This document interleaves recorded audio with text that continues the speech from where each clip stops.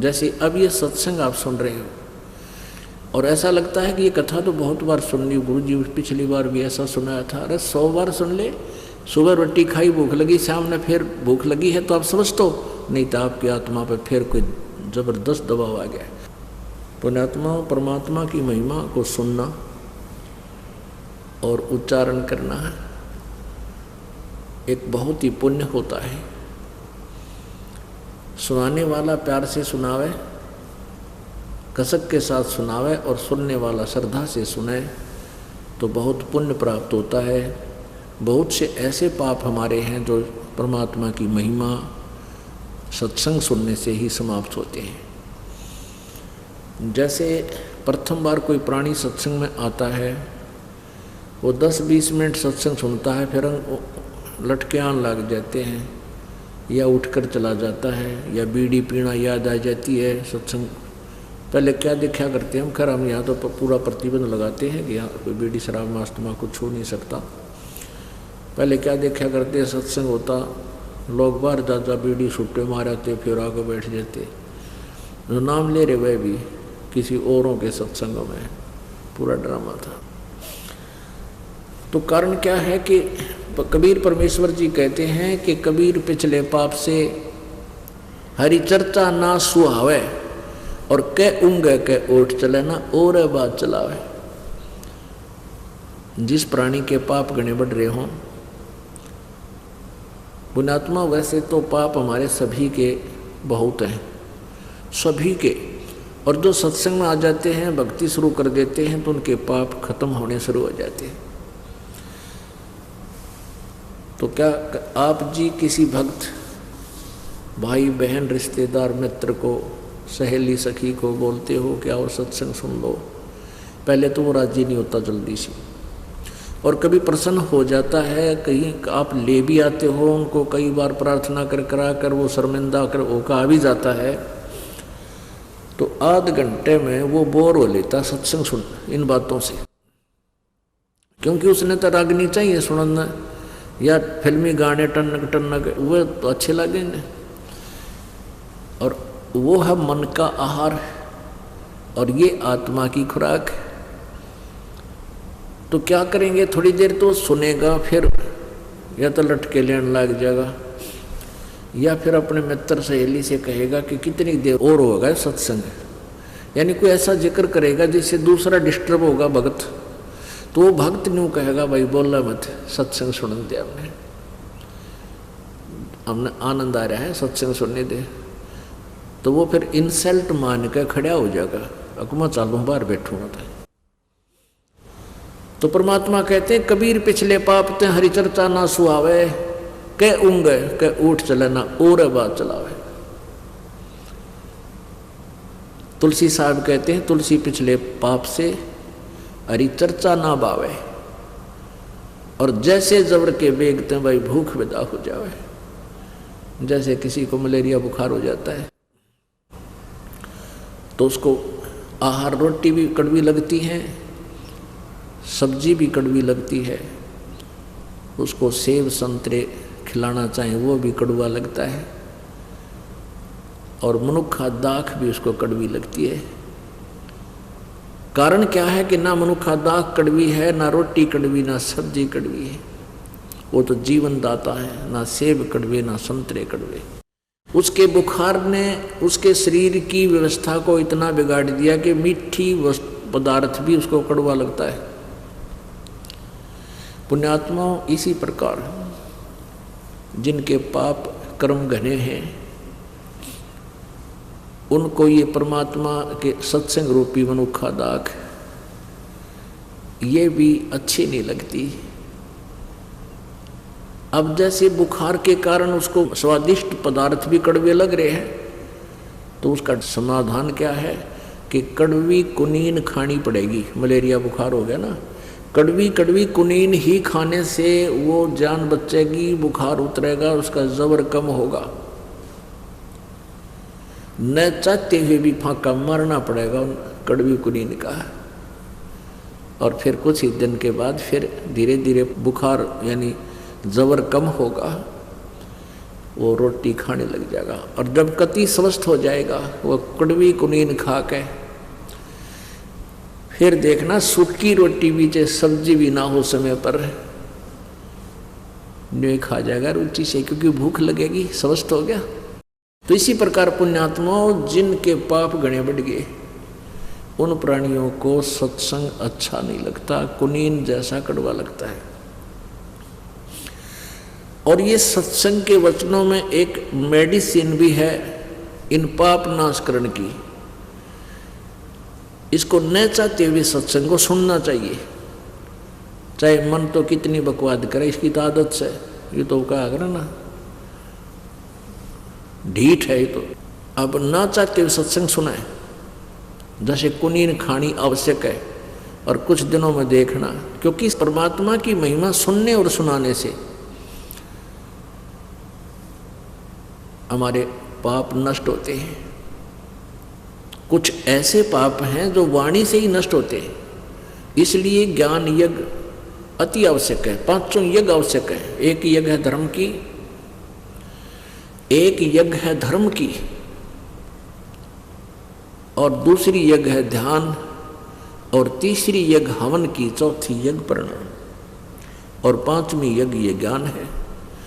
एक यज्ञ है धर्म की, यानी यहाँ पर पांचों यज्ञ होती हैं प्रत्येक समागम में। यहाँ क्या होता है कि यहाँ पर पिछली बार जो है 3 क्विंटल यानी 32 पीपे जो है घी के हवन हुए थे, 15 लीटर का एक पीपा, यानी 3 क्विंटल का घी का, देसी घी का हवन हुआ। ये हवन यज्ञ है। अब भी जितने पाठ होते हैं उसी हिसाब से, और फिर कुछ ज्योति चढ़ाते हैं भक्तजन अपना हवन कराने के लिए, उनका इकट्ठा भी करते हैं, और वैसे भी लगातार ज्योति चलती रहती है अखंड दिन रात। यहाँ पर ये सामने जो ज्योतियाँ चल रही हैं, जैसे 300 पाठ हो गए तो 1 किलो का 3 दिन में हवन हो जाता है। तीनों दिन अखंड हवन चलेगा। तो ऐसे 300 पाठों की 300 किलो जो है ना घी हम हवन करते हैं, तो 3 क्विंटल घी हवन हो जाता है एक समागम में। 1 महीने में 6 क्विंटल। तो कहना है एक यज्ञ है धर्म की, जहाँ भंडारा चलता है, दिन रात भंडारा अखंड, चाहे रात ना आ जाओ को दुखी सुखी भक्त यहाँ पर पहुँच जाओ मालिक के दरबार में। आधी रात में चाय चाहिए चाय मिलेगी, दूध चाहिए दूध मिलेगा, कोई बीमार शिमार रहता है, और भंडारा भोजन मिलेगा। परमात्मा के बच्चा ने मिलकर ये सेट बना लिया, पंखे ला लिए हैं, बढ़िया मैट बिछा रखे अपने परमात्मा की प्यारी आत्माओं के लिए, और बैठा कर मालिक अपनी चर्चा सुना रहा है अपने बच्चों को। तुम कितनी पुण्यात्मा हो सोच नहीं सकते, क्योंकि लाल को अपनी कीमत का पता नहीं होता, जोरी समझता है। इस दास को मालूम आप कितनी पुण्यात्मा हो, चाहे कोई रिक्शा चालक है, चाहे गरीब है, चाहे अमीर है। अमीर और गरीब होना अलग बात है, लेकिन भक्ति संस्कार आपके एक जैसे बहुत अच्छे। तो यहाँ जो एक यज्ञ है धर्म की, यहाँ भंडारा चलता है परमात्मा का।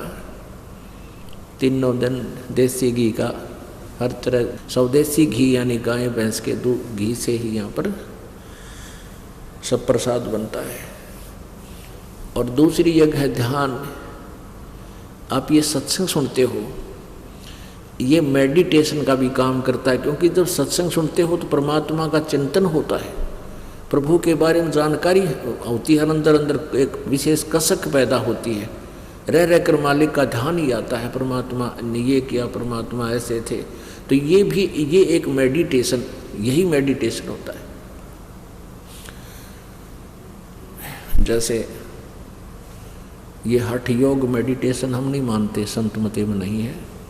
परमात्मा कहते हैं साधो मुझे सो सतगुरु मन भावे, जो सहज समाज बतावे, आँख ना मुंदे कान ना रूंदे, ना अनहद उलझावे। अनहद कहते अंदर कान आँख मीच कर अंदर वाणी सुनो, अनहद नाद सुनो। कहते इनमें जो उड़ जाता है वो मुझे अच्छा नहीं लगता, वो ठीक नहीं है।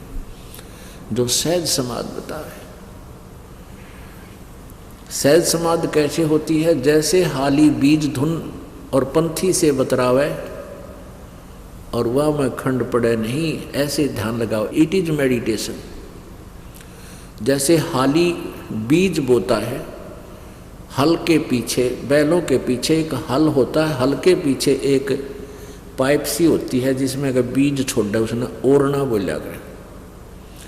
और जैसे रास्ते के साथ साथ उसने हल जोत रखा है और कोई अतिथि आ जाता है, पंथी राह चलता, और कोई बात पूछता है, रास्ता पूछता है, तो वो उससे बात भी कर रहा है और साथ में एक हाथ से बीज को छोड़ता हुआ अपने हल को नहीं रोकता। वो उसका ध्यान तो अपने बीज में है, हाथ ऐसे सेट कर रखा है उसने, उसका ध्यान है, बैलों को भी टोक देता है और उस पंथी को रास्ता भी बता रहा, आप सीधे चले जाना, आप ऐसे करना, लेकिन रह कर ध्यान उसका बीज छोड़ने पर है, कहीं ज़्यादा कम ना छूट जा हाथ से।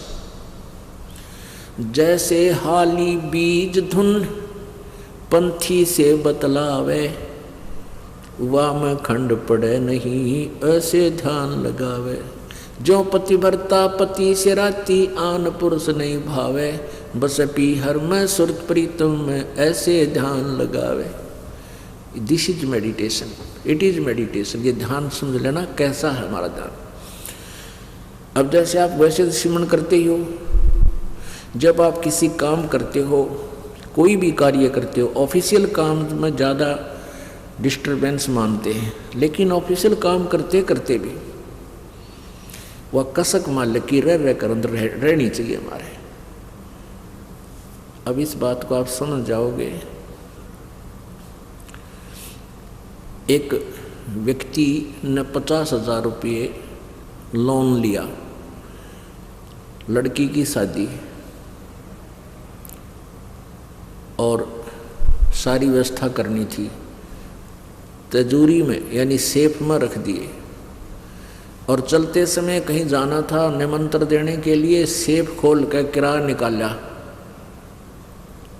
और जल्दी का मारा कि किसी कारण से वो लॉक करना भूल गया सेफ को, और पहुंच गया 200 किलोमीटर। उस पुराने समय की बात है, चल आजकल भी ऐसा ही आता, आजकल तो मोबाइल हो गया, जब फ़ोन कर दे संभालिए चाबी ने, यानी पुराने समय की बात है। तो वो चला गया अपनी रिश्तेदारी में लगभग 200 किलोमीटर। शाम के समय उसको याद आया जब खाना खाने लगा, अकोत्तरे की चाबी भूलिया मत, और तिजोरी सेफ खुली छोड़ा है, भगवान कोई निकम्मा आदमी ना घुस जा, बच्चे दरवाज़ा खुला छोड़ कर चले जाए, मकान का कोई आना जार पता नहीं, ऊपर से शादी आ गई, और ये मुश्किल से उधार में लोन मिला था और कोई पैसा मिलेगा नहीं, तो उसको कितनी चिंता। अब वो रिश्तेदारों से बात भी कर रहा है, लेकिन तिजोरी से दिमाग नहीं हटता उसका, उस सेफ से, अलमारी से दिमाग एक सेकंड भी उसकी टेंशन हटती नहीं। वो टेंशन समझो, ये टेंशन जो है ये है हमारा मेडिटेशन, ये सहज समाधि है। या अटायत भी ना हटे, जब आपका या कसक लग जाएगी, वो कसक कैसे लगेगी? आगे गए ना बावड़े, रहते भी सब जाही, बिन साहेब की बंदगी की ते ठोर ठिकाना नहीं। जैसे मोती ओस का ऐसी तेरी आव, गरीबदास कर बंदगी बहुर ने ऐसा दाव।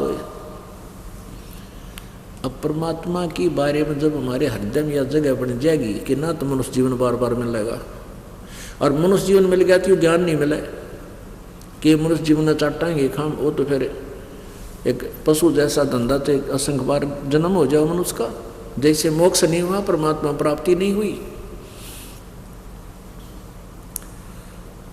तो आपके अंदर एक विशेष कसक बनेगी,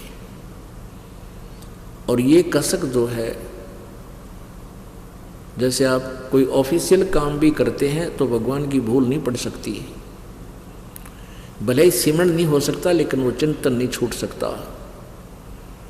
परमात्मा की याद, भगवान ने ऐसा है, वेदों में ऐसा लिखा है, ये रह कर हमने तो एक ऐसा माहौल बनाना है, एक ऐसा रूटीन बनाना अपने दिमाग का कि ये बकवादा तटके भगवान के चरणों में ही लगा रहे।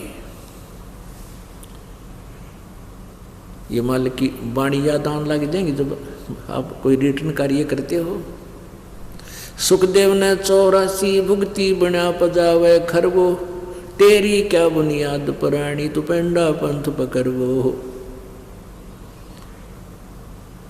कि इस तरह की बातें याद आवेंगी कि सुखदेव जैसे ऋषि भी सत्साधना ना करने से गधा बना कुमार के माटी डोई, और परमात्मा कहते तेरी क्या बुनियाद पुरानी तू पेंडा पंथ पकड़ो। पेड़ा माने पंथ माने वे ऑफ वर्शिप, पूजा की विधि, पूजा का मार्ग, ये अकॉर्डिंग टू द शास्त्र ये पकड़। तेरी क्या बुनियाद है, तू अटपट करने लग रहा है, अपनी मन मर्जी से साधना कर रहा है। तो कहने का भाव ये है पुण्यात्माओं, परमात्मा की जो वाणी कहते हैं, एक यज्ञ है धर्म की, दूसरी यज्ञ है ध्यान, और तीसरी यज्ञ ये हवन की। अब हवन कैसे करते देखे हमने, ये भट्ट बाड़ा करते, गेर का लकड़ी एक बड़ा कुंड बना लेते, उसमें गेर का लकड़ चंदन का लकड़ी और स्वाहा स्वाहा लोटे पर गिरे, उनका गुणा घर तक पड़ा हुआ था, गिरनीय थे। अब उस लकड़ी के द्वारा हवन करने से लकड़ी भी जलती है, लकड़ी से कार्बन डाइऑक्साइड पैरेलल बराबर बनती जा रही है। और हम हवन कैसा करते हैं, एक 100 ग्राम, इसमें मेरे ख्याल में 100 ग्राम रुई नहीं लगी हमारी इन ज्योतिया में, ज्योति जला रखी, और इसमें अब के लगभग 2.5 क्विंटल से भी ज़्यादा हवन होगा। पिछली बार 3 क्विंटल और 30 किलो किया था हवन, तो मुश्किल से 200 ग्राम 150 ग्राम जो है ना रुई लगी होगी, और 3 क्विंटल से भी 30 किलो ऊपर हवन हो गया। और जब लकड़ियाँ तो करीबन मन 1 क्विंटल गेला लकड़ी जो फूकनी पड़े इनमें, तो वो कार्बन डाइऑक्साइड साथ में। तो परमात्मा ने जो तरीका बता रखा है कि एक ज्योति लगा दो, हवन हो रहा है। हवन घी के प्रज्वलित होने से ही हवन होता है। भगवान की चर्चा कभी करो, किसी समय करो, वो अलग है, वो ज्ञान चर्चा है। तो तीसरी यज्ञ है हवन की, या हवन भी होता। चौथी यज्ञ प्रणाम। एक प्रणाम करने से भी एक यज्ञ का पुण्य आपको प्राप्त होता है, पर हृदय से जो देखा देखी नहीं लौटना है कि सारे लौटे हैं मैं भी लेट जाऊं, प्रणाम करना है ना, बूंदा सा लगूंगा एकला खड़ा रहा था, ये कोई प्रणाम नहीं है, उसका अकाउंट नहीं होगा। कहते हैं जय गोपाल दंडवत करो, चाहे पैरा पड़ प्रणाम, पर दुआ करो दिल पाक से है, वो असला असल सलाम। जब प्रणाम करो दिल पाक से, पवित्र हृदय से, सच्चे दिल से, अपना परम कर्तव्य जानकर, इस मिट्टी को मिट्टी जानकर, और प्रणाम करो, इससे अभिमान खत्म होगा। अभिमान जीव का सबसे बड़ा शत्रु है। जब तक हमारे अंदर अहंकार है, भगवान निकट नहीं आ सकता। और हमने चाहिए भगवान से किसी प्रकार मिल रहे, हमने तो परमात्मा के लिए कमर कसी है, फिर उसमें अग्रम अग्रम किसा। जो बच्चा मिलिट्री में भर्ती हो गया और वहाँ जाकर वो सारी रिहर्सल करवाते हैं, उससे सारे ऐसे कोनियों के बल भी चलवाते हैं, रस्सों पर भी कुदवाते हैं, ऐसे पकड़ कर भी ऊपर, यानी सारी प्रैक्टिस कराते हैं ताकि मार ना खाओ बालक। कभी आमना सामना होगा जब शत्रु थे, जो हर दाव लगा ले, सब तरह ट्रेंड हो। तो दास भी आपको यहाँ ट्रेंड करना चाहता है कि जब काल के साथ आपका आमना सामना होगा, यानी यहाँ से हम जब चलेंगे तो आप मार ना खा जाओ। अब जब फौज में भर्ती होए गया तो फिर नखरे किसे भाई, सारी क्रिया करनी पड़ेगी, वहाँ अपनी ना चले। तो ऐसे यहाँ भी आपने प्रवेश पाए लिया तो हमने हर तरह से अपने आप को ढालना पड़ेगा जो परमात्मा के नियम हैं, तभी हम सही सिपाही होंगे, तभी हम सही भक्त होंगे। तो पुण्यात्मा 5वीं यज्ञ है ज्ञान की। अब ये ज्ञान यज्ञ जो आपका चल रहा है, सत्संग रह रह कर सुनाया जाता है, इसका बहुत पुण्य आपको मिलता है। और हमारा कोई सिर में दर्द नहीं, 4-4 घंटे 5-5 घंटे सत्संग करूँ दिन में, और फिर आप जी से साथ साथ आपसे मिलता हूँ, कुशल मंगल पूछता हूँ। तो आपको यहाँ बुलाने का उद्देश्य है कि डॉक्टर को पता होता है कि ये रोग कटेगा कैसे मरीज का, तो वो हर ट्रीटमेंट समय पर देता रहता है, तभी वो स्वस्थ कर देता है। तो ये ज्ञान यज्ञ है। तो कहते हैं तुलसी पिछले पाप से हरि चर्चा ना बावे, अच्छी नहीं लगे, और जैसे जबर के बेगते भूख विदा हो जाए। कुछ ऐसे पाप हैं जो सत्संग के श्रवण करते हैं या शारीरिक सेवा करने से ही समाप्त होते हैं, उनका और कोई विकल्प नहीं। तो फिर क्या होगा कि कुछ दिनों के बाद आपने इतनी भूख लगेगी, आप डटे नहीं डटो। वही व्यक्ति जो पहले आध घंटा भी नहीं सुन सका था माल्य की वाणी को, अब वो ना सोचा 2 घंटे के बाद भी आगे और क्या बताओगे गुरु जी, कौन सी कथा सुनाओगे। तो ये भूख लगी, आप स्वस्थ, आपकी आत्मा स्वस्थ होगी। और आपके मन में मान ले कभी भी साल में 2 वर्ष में ये आने लगा कि ये कथा तो मैंने सुन रखी है, गुरु जी ने फिर वही सुना दी, तो समझो आप फिर अस्वस्थ हो गए, आपके ऊपर कोई कर्म की मार ज़्यादा होगी। अब जैसे सुबह रोटी खाई थी आपने, रोटी वही है, सब्जी फिर बदल हो सकता है थोड़ा बहुत, और सुबह भूख लगी और शाम को फिर वही रोटी। अगर आपने ये लगा कि ये रोटी तो खाई नहीं थी सुबह, यानी अरुचि होगी आपकी, तो समझो आप फिर बीमार हो लिए।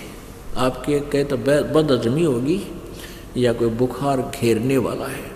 तो उसका ट्रीटमेंट क्या है? सुन ली गुरु जी, पिछली बार भी ऐसा सुनाया था। अरे 100 बार सुन ले, सुबह रोटी खाई, भूख लगी, शाम ने फिर भूख लगी है तो आप समझ तो नहीं, तो आपकी आत्मा पर फिर कोई ज़बरदस्त दबाव आ गया। उसका ट्रीटमेंट क्या है, उसका विकल्प क्या है कि ना चाहते हुए सत्संग को सुनता ही रहना चाहिए। फिर आध घंटे के बाद देखना आपकी कैसे रुचि बढ़ती है, क्योंकि ये साथ में मेडिसिन का काम भी करता है।